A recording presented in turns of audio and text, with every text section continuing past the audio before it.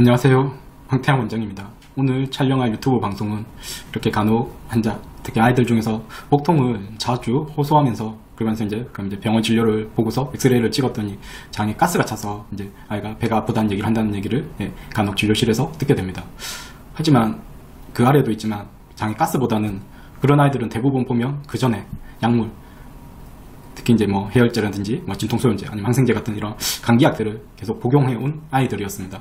그래서 오늘은 이와 관련된 방송을 촬영하도록 하겠습니다. 우선 장에 가스가 차지 않는 사람은 없습니다. 그러니까 방귀를 통해서 가스를 배출하는 거죠. 그러면 방귀를 뀌는 모든 사람들이 가스 때문에 다 복통을 호소하나요? 그렇지 않다는 것은 대부분 사람들이 잘 알고 있습니다. 하지만 앞에서도 얘기했지만 약물은 직접적으로 위장관을 손상시켜서 복통을 유발할 수 있습니다. 그 아래에 있는 식약처 자료가 해열 진통 소염제에 대한 부작용을 알리는 자료입니다. 그럼 그 중에서도 이제 오늘 방송과 관련된 위장관에 영향을 미쳐 소화불량, 궤양, 출혈이 발생할 수 있다고 얘기하고 있고요. 그리고 생각보다 해열 진통 소염제가 부작용이 센 약인데요. 이런 위장 장애 말고도 신장을 손상시킨다든지 심부전 그리고 뇌혈관도 손상시키면서 심하면 이렇게 뇌졸중까지 유발할 수 있습니다.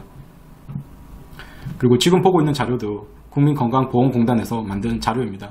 알면 약, 모르면 독. 그러니까 약을 적절히 정말 딱 알맞게 복용하면 약으로 작용하지만 모르고 오남용했을 시에 심각한 독으로 작용할 수 있다 그 뜻이고요. 그럼 그 중에서도 오늘 얘기하는 이제 소염 진통제, 거기에도 보면 이제 위를 보호하는 효소를 막고 이런 표현이 결국 이제 위장 점막을 손상시킨다는 뜻이고요. 앞에 있는 식약처 부작용하고 거의 비슷합니다.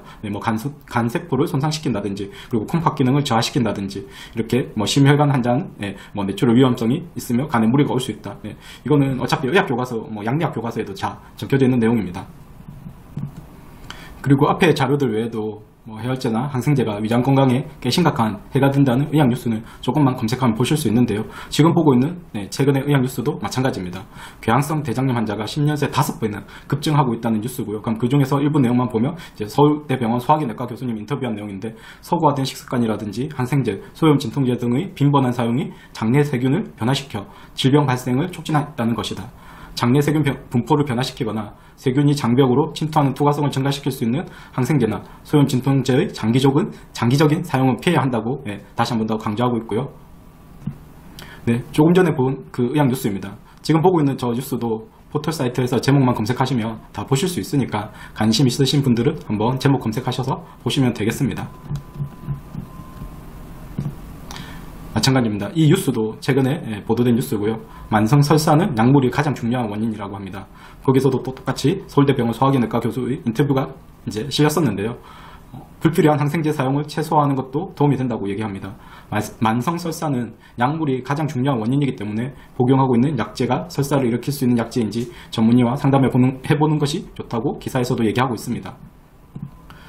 조금 전에 본 기사고요. 마찬가지 이 기사도 제목만 검색하시면 다 보실 수 있습니다.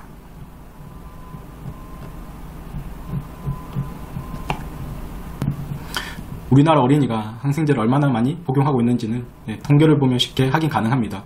그 아래에 있는 자료도 보면 노르웨이에 비해서는 7배 이상, 이탈리아나 스페인에 비해서도 2배 이상 많이 복용하고 있고요. 참고로 저 자료는 항생제를 한 번이라도 처방받은 적이 있는 아이를 대상으로 했기 때문에 저 정도인데, 만약에 미국, 유럽에서는 감기 항생제 자체를 아이들에게 처방하지 않기 때문에 그럼 항생제를 복용하지 않은 아이들이 대부분이라는 얘기죠. 그런 아이들까지 포함을 하면 훨씬 더 저기 있는 수치보다도 차이가 많이 나게 됩니다. 지금 보고 있는 처방전은 저희 환자 만 5개월인, 그러니까 돌도 안 된 아이가 감기 때문에 병원에서 진료를 보고 이렇게 받은 처방전입니다. 그러면 그 처방전에서도 제일 아래 해열 진통제라고 적혀져 있는 부분에 그 복약 설명서에 보면 위장 장애가 나타날 수 있다고 적혀져 있고요. 그리고 그 아래 보면 이제 당연히 해열 진통제는 간에도 손상을 줄 수 있기 때문에 항달 등 간 기능 이상 징후가 나타날 경우 당연히 이제 상의하라는 그 안내문까지 적혀져 있습니다. 그러면 오늘 방송을 정리를 하도록 하겠습니다. 앞에서 복용한 약물들이 초기에는 그냥 가벼운 복통이라든지 설사를 유발하지만 만약에 그와 같은 약들을 계속 지속해서 반복적으로 복용을 하다 보면 당연히 위장관 점막을 더욱더 심하게 손상을 시켜서 위궤양이라든지 염증성 장질환, 심하게는 대장암까지 유발할 수 있습니다. 이와 관련되어서는 저희 유튜브에서 이미 그전에 방송을 했기 때문에 한번 검색해서 보시면 될 거고요. 그럼 이전까지는 이런 약물을 자주 복용했었다면 앞으로는 가까운 한의원 진료를 통해서 이런 약물의 원함량을 줄여주시는 게 좋습니다. 그 아래 사진에도 보시다시피 건강보험이 적용되면서도 복용이 편리한 시럽 형태의 한약도 있기 때문입니다. 오늘 방송도 끝까지 시청해주셔서 감사합니다.